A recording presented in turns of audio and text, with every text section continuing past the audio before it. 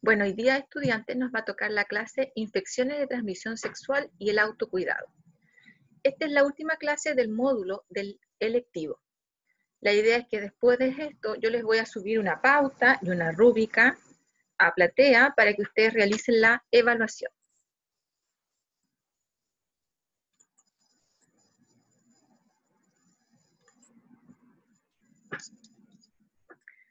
Bueno, ¿qué son las infecciones de transmisión sexual? Que antes se hablaba de enfermedades de transmisión sexual. Las infecciones se relacionan con el mecanismo de transmisión, que es predominantemente o exclusivamente a través de contacto sexual. ¿A qué me refiero con eso? Quiere decir que cuando hay contacto con mucosas entre personas de igual o diferente sexo, es decir, puede haber contacto con semen, puede haber contacto también con sangre, podría producirse una infección de transmisión sexual. La persona infectada puede permanecer como portador asintomático. Eso quiere decir que puede ser que algunos de ustedes que estén ahora en este módulo del electivo podrían tener una infección de transmisión sexual y puede que no tengan ninguna molestia. ¿Ya? Para los que son de salud serían asintomáticos. O algunos que sí la desarrollan. Esto más que nada quiero mostrarles la magnitud del problema que hay en Chile de las infecciones de transmisión sexual. Se ha visto en general que los embarazos adolescentes, por ejemplo, entre 10 a 14 años han ido disminuyendo, pero las infecciones de transmisión sexual sigue siendo un problema, especialmente para Chile, y vamos a ver que para la provincia de Osorno ocurre lo mismo. Entre las notificaciones, lo que podemos ver aquí de las infecciones de transmisión, cuando dice ITS es infección de transmisión sexual, ¿ya? Según sexo, vemos que las notificaciones, ¿ya? La mayoría son en mujeres. El 60% de las infecciones de transmisión sexual, por lo que se ve aquí, según las estadísticas, serían en mujeres. Estamos hablando de Chile. Si luego vemos aquí también lo mismo, pero los tipos de infecciones de transmisión sexual y de acuerdo al sexo, podemos ver que, miren, imagínense la cantidad de infecciones de transmisión sexual que hubieron. Esta es una estadística del 2006, ahí vamos a ver unas más actuales. Se puede ver que las más prevalentes, podríamos decir, o las más frecuentes para los que manejen esos términos, son los condilomas, ¿ya? Si luego vemos en base también las más prevalentes, pero vemos en base a si son más en mujeres o en hombres, nuevamente se repite que al parecer las notificaciones son mayores en mujeres.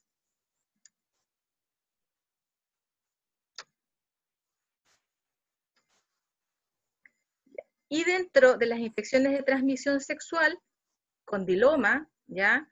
Y también las gonorreas se han visto que han estado en aumento, especialmente en la población joven. De ahí vamos a ver después entre qué edades, cuando yo hablo, especialmente aquí se ha visto entre los 15 a 19, pero después también de los 20 para arriba también empiezan a aparecer muchos casos de condiloma y de gonorrea. Gonorrea, esto es del 2011 al 2016. Se ve que en general los casos de gonorrea, algunos van en aumento, pero los que más están más elevados son la población de 20 a 24. Es decir, yo creo que la mayoría de los que están mirando este módulo tienen alrededor de 20 años. Tienen más riesgo de tener gonorrea. Y en segundo lugar están los de 15 a 19 años. Por lo tanto, la gente que está entre la adolescencia y adulto joven, podríamos decir que son las tasas más altas de gonorrea. Si vemos los casos confirmados de VIH entre el 2010 al 2017, podemos ver que el grupo de riesgo más afectado por la estadística son las personas de 15 a 25 años de edad. Y miren el aumento. Si ahora nos vamos, ya no solamente en Chile, sí que nos vemos en la provincia de Osorno, en el año 2018, y vemos la prevalencia de las infecciones, vemos que en general la sífilis, ¿a qué población es la que más afecta? 20 a 24 años, y en segundo lugar, de 25 a 29 años.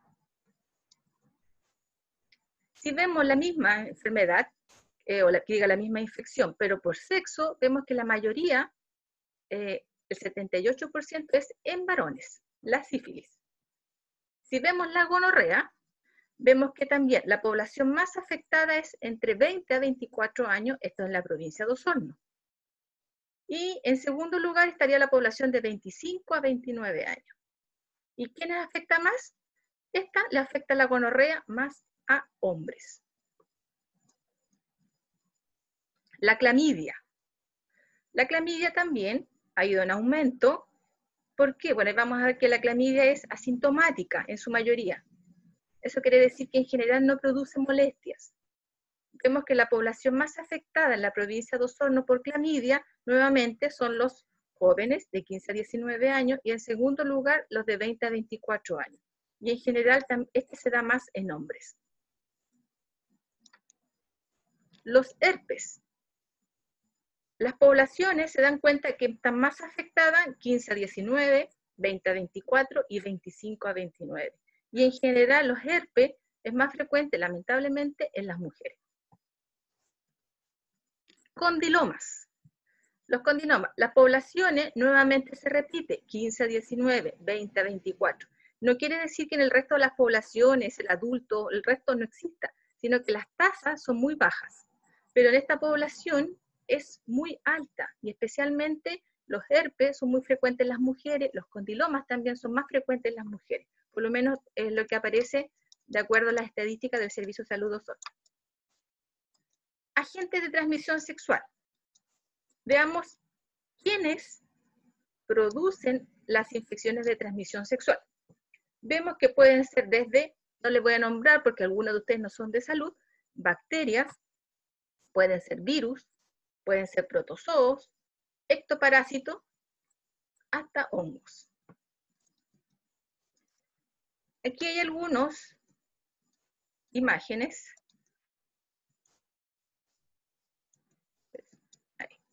¿Ya? La idea es que vamos a hablar de algunos, que son los más frecuentes. Acá tenemos la gonorrea, ¿ya? Que también vimos que ha aumentado bastante. En general, acá en la gonorrea, los síntomas suelen aparecer entre los 2 a los 7 días del contacto sexual, ya sea genital, oral o rectal. Se caracteriza, tal como se ve aquí, quizás por esta secreción amarillenta que sale por el pus, llega por el pene. Aparte de eso, también los hombres manifiestan molestias al orinar. También pueden haber casos donde existan, cuando hay sexo oral, molestias en la faringe, y pueden haber también en la zona rectal, digamos, anal, picazón en la zona anal. Si vemos la clamidia, ¿ya? Que tenemos acá, también ha ido en aumento. Esta es la que yo les hablaba delante, que con frecuencia no producía síntomas, ¿ya? Por lo tanto, es rara en general que uno consulte por clamidia. En cambio, es más evidente que uno cuando tenga molestias para orinar, ya sea los hombres o las mujeres, o tengan una secreción, uno inmediatamente consulta. En la clamidia en general no hay síntomas, por lo tanto uno no debería consultar. Se dice que cuando aparecen los síntomas, estos pueden aparecer entre los 7 a los 21 días después del contacto sexual. Y algunas secreciones generalmente son secreciones claras, son secreciones abundantes que pueden empezar como que a uno le llama la atención. Sale por la vagina, puede salir por el pus, queda por el pene, pero son secreciones claras. Y a otras veces también dice que puede producir sangrado después de las relaciones sexuales. Luego tenemos la sífilis acá. Bueno, la sífilis más característica porque tiene esta úlcera, ¿sí? Los chancros, que son esas, que son lesiones que tiene la sífilis.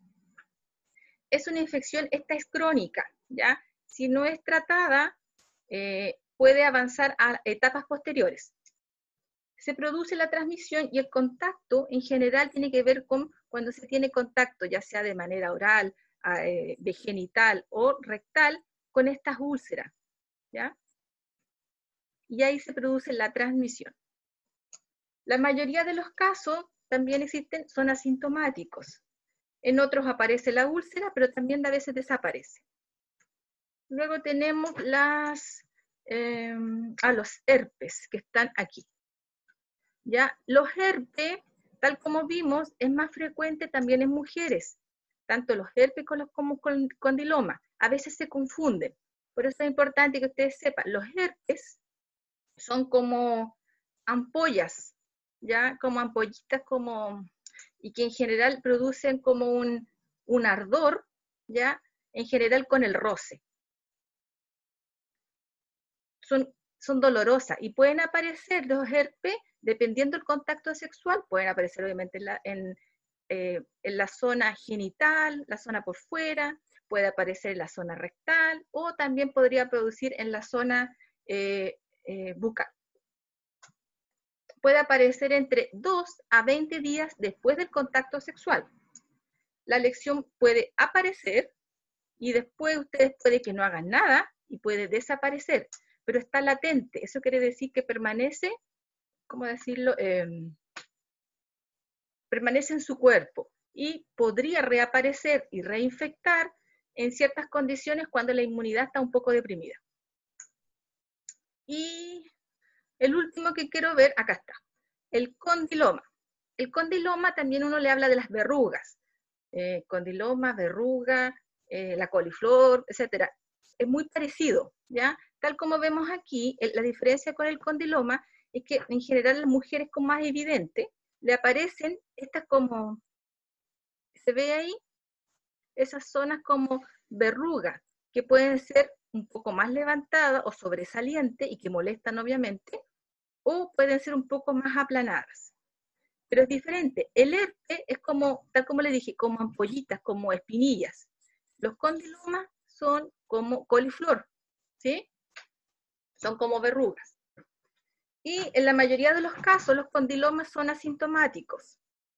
Aparecen verrugas de aspecto tal como les dije, a veces un poco más levantadas o a veces un poco más aplanadas. Y en la mayoría de ellas, de los condilomas, son precursores, podríamos decir, del cáncer cervicuterino.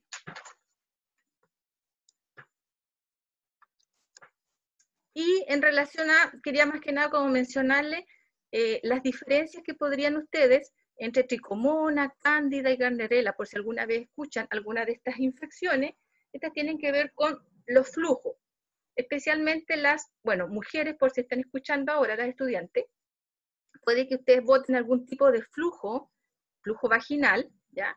Y ustedes lo observen y ese flujo sea de mal olor. Entonces hay ciertas características que nos podrían indicar que es uno o que es otro tipo de infección. Por ejemplo, si el flujo que ustedes botan es como, bueno, es abundante, porque las mujeres todas en general botamos un flujo, pero cuando ese flujo aumenta, ¿ya? Ustedes lo van a notar. Más encima, de repente, produce como picazón en la zona, en la vulva, y puede producir también como un ardor, ¿ya? Aparte de eso, si más encima pueden tener dolores al tener relaciones sexuales, a veces tienen dolor para hacer pipí, podría ser una de estas infecciones y son tratables. Otras veces hablamos también de la cándida. La cándida es distinta, porque la cándida es un flujo, sí, pero es blanco, es como cuajada, es como quesillo, como leche cortada, ¿ya? Tiene ese aspecto. Y lo que produce en general en las mujeres es especialmente como una picazón por fuera, por la zona de la vulva, y en ocasiones también podría producir dolor, después cuando ya está durante mucho tiempo sin tratamiento, podría ser dolor durante la penetración. La gardnerella también es otro tipo de flujo, pero este olor es mucho más fuerte, es un olor como olor a pescado, olor a pescado podrido, ¿sí? Pero esta no produce picazón. Lo característico de esta es el olor a pescado. Ya, resumiendo, ¿qué elementos nos podrían hacer sospechar de que tenemos una infección de transmisión sexual? Obviamente, si nosotros pensamos que tuvimos una relación sexual quizás la semana pasada o antes de ayer y no usamos condón, podría ser que sospechásemos. Más encima, si pensamos que en esa relación sexual o días después empezamos a aumentar, empezamos a tener un flujo extraño, distinto al que tenemos siempre, ya sea hombre o mujer. Aparte de eso, empezamos a observar que nuestros genitales empiezan a aparecer unas ampollitas que antes no estaban, o empiezan a aparecer como unas verrugas, que yo les mencioné anteriormente. Más encima puede ser que aparezca picazón o que tenga como un ardor en la vagina, como esa sensación como de comezón. Si tuviésemos en general alguno de estos elementos, podríamos sospechar de una infección de transmisión sexual. Entonces hay que poner ojo. ¿Qué consecuencias en general tienen las infecciones de transmisión sexual? Podría ser infertilidad, embarazos ectópicos, algún proceso inflamatorio pelviano, dolores pelvianos crónicos, cáncer cervicuterino en las mujeres, partos pretérmino, transmisión vertical y podrían favorecer el VIH.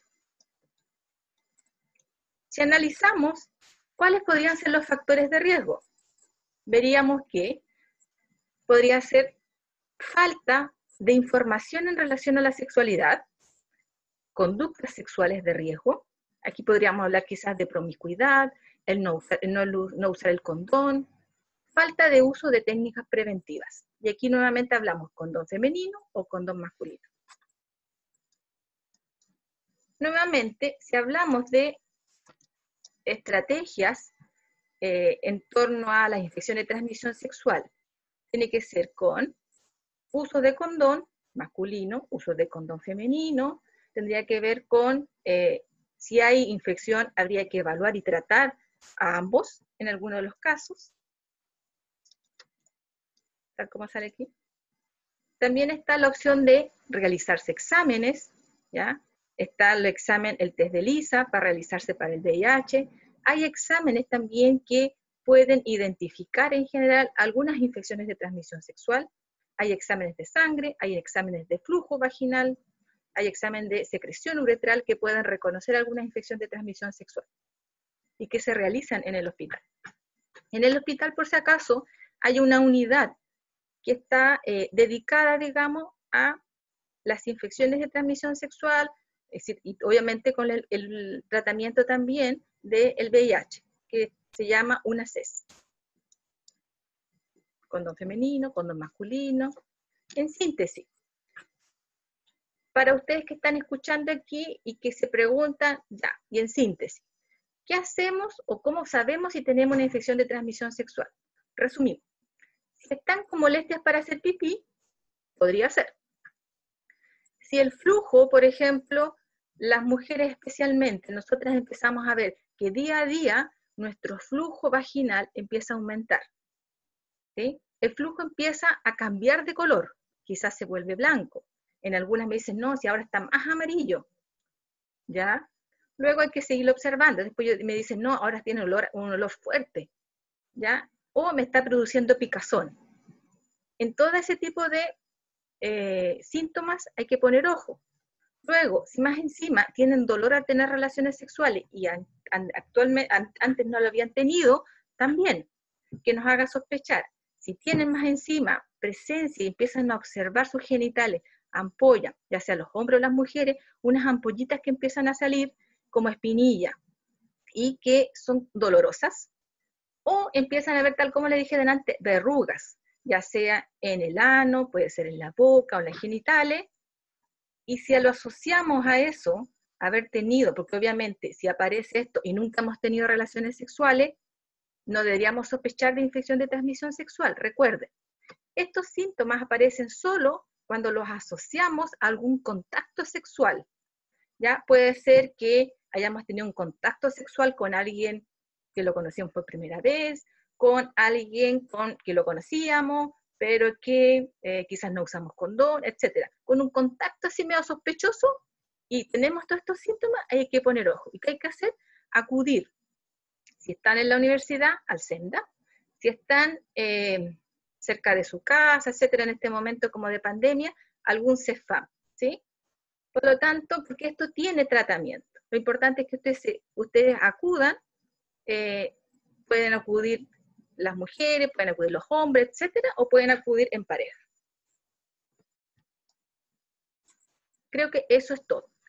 Antes de terminar la clase, quiero comentarles de que después de esto yo voy a subir a Platea la pauta y la rúbrica del trabajo que es evaluado, este módulo. Es un estudio de caso. La idea es que en ese estudio de caso ustedes yo les planteo una cierta situación, por si acaso es un caso ficticio, no es el caso de la universidad. Les planteo un caso, la idea es que ustedes lo analicen, lo revisen, es un trabajo individual, y ustedes después respondan a 2 preguntas. La primera tiene que ver con, ustedes tienen que identificar ciertos factores de riesgo que presenta esta población universitaria que yo les describo.